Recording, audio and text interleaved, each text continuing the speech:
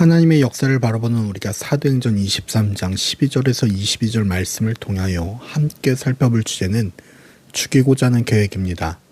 날이 밝자 한 무리의 사람들이 은밀히 모였습니다. 그들은 마음을 굳게 모아 한 가지를 맹세했습니다. 바울을 죽이기 전에는 결코 먹지도 마시지도 않겠다는 것이었습니다. 그 수가 40이 넘었습니다. 그들의 결심은 단단했고 그 단단한 결심은 오직 한 사람의 생명을 겨누고 있었습니다. 그들은 대제사장들과 장로들을 찾아갔습니다. 그리고 자신들의 맹세를 털어놓으며 한 가지 계획을 제안했습니다.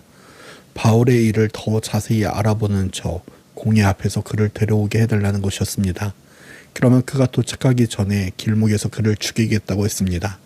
거룩을 입은 종교 지도자들과 살기 가득한 무리가 한 사람을 향해 손을 맞잡은 셈이었습니다.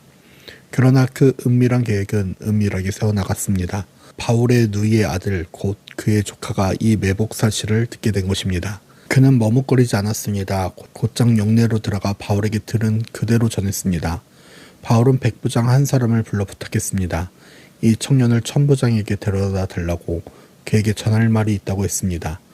백부장은 청년을 데리고 천부장 앞으로 갔습니다. 그리고 갇힌 자 바울이 이 청년을 보내며 드릴 말씀이 있다 하더라고 전했습니다. 천부장은 그 청년의 손을 잡고 조용한 곳으로 데려가 물었습니다. 청년은 그동안 들은 것을 하나도 숨기지 않고 다 털어놓았습니다.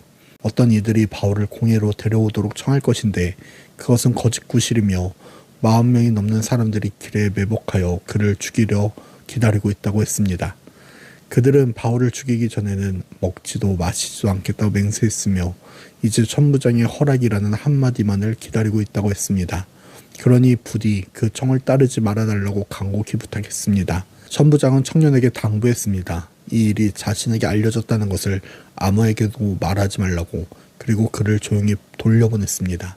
40명의 굳은 맹세와 권력의 결탁은 한 청년의 떨리는 입술 앞에서 그렇게 무너지기 시작했습니다. 우리는 말씀을 통해 사람의 가장 치밀하고 단호한 계획도 하나님의 뜻을 꺾을 수 없다는 사실을 발견합니다. 40명이 넘는 사람들이 목숨을 건 맹세를 했습니다. 종교 권력까지 그 음모에 가담했습니다. 사람의 눈으로 보면 바울의 죽음은 거의 확정된 듯 보였습니다. 그러나 하나님은 가장 약하고 눈에 띄지 않는 한 사람, 이름조차 기록되지 않는 청년을 통해 그 모든 계획을 무너뜨리셨습니다. 하나님의 섭리는 요란하지 않습니다. 하늘에 천사가 내려와 음모자들을 친 것이 아닙니다. 한 청년의 귀에 들린 한마디, 그 청년의 발걸음, 그 떨리는 입술을 통해 하나님은 일하셨습니다. 보이지 않는 손이 역사의 길목마다 자기 백성을 지키고 계셨던 것입니다. 악인의 맹세는 결국 그들의 배를 줄이게 했을 뿐이지만 하나님의 약속은 반드시 이루어집니다. 우리의 생명도 우리의 앞길도 결국 사람의 손이 아니라 하나님의 손 안에 있습니다.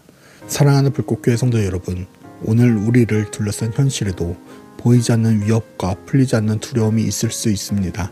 40명의 매복처럼 우리를 에워싼 문제 앞에서 우리는 쉽게 절망합니다. 그러나 기억합시다. 바울을 지키신 하나님이 오늘도 우리의 길목을 지키고 계십니다. 우리가 할 일은 두려움 속에서 하나님의 약속을 붙드는 것입니다. 동시에 누군가에게는 그 조카처럼 쓰임을 받는 것입니다. 작고 이름 없는 순종이 한 생명을 살릴 수 있습니다. 오늘 아침 내 삶의 주권을 다시 하나님께 맡깁시다. 그리고 하나님이 보내신 그 자리에서 순종으로 응답하며 살아가는 불꽃교회 모든 성도들이 되기를 축복합니다.